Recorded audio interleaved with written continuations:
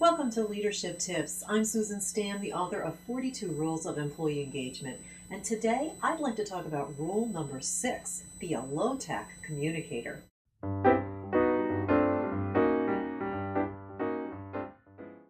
Business has always needed to exploit technology to remain competitive. When the banking industry introduced the ATM machine back in the 70s, few of us realized that someday we'd be checking out our own groceries without a cashier's help, or that a college education would be delivered to us without a physical classroom.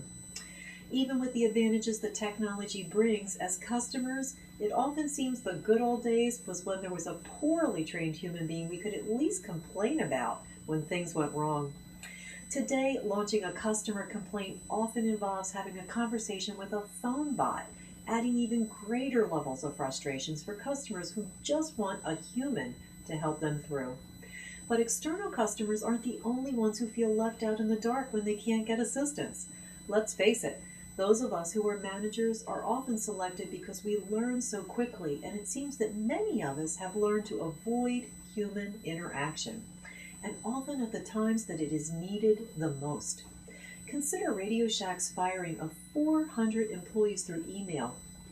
Melissa Wright, a single mother of 2 children, reported being fired by her employer through a text message. The message arrived at 6 a.m. and said, "Don't enter the building, don't access your computer, your services are no longer needed." But firing via a text message isn't just for single moms, apparently. Even a high-profile sports personality is not immune.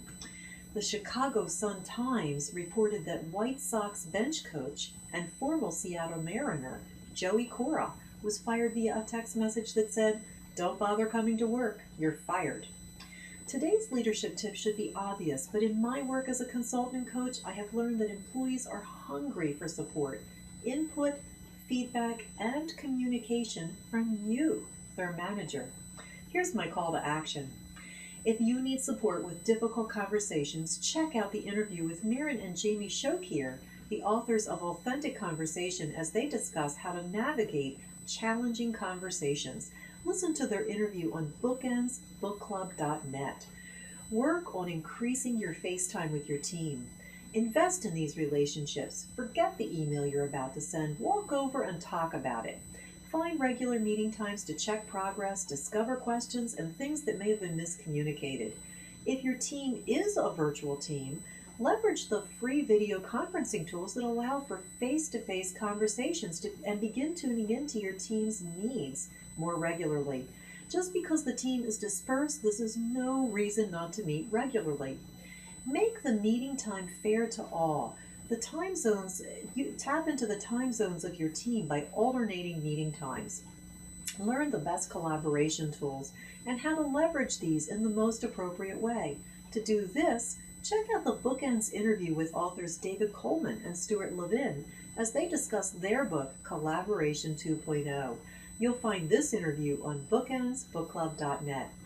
To be fully aware of your team's needs, you need to show up, you need to tune in, and you need to know what's happening. Only use technology when it's the best tool for the situation. Today's leadership tip has been brought to you by the Team Approach. Check out the 42 Rules button on our website at teamapproach.com for a template to help you discuss and act on rule number 6, and for other resources to create engagement on your team.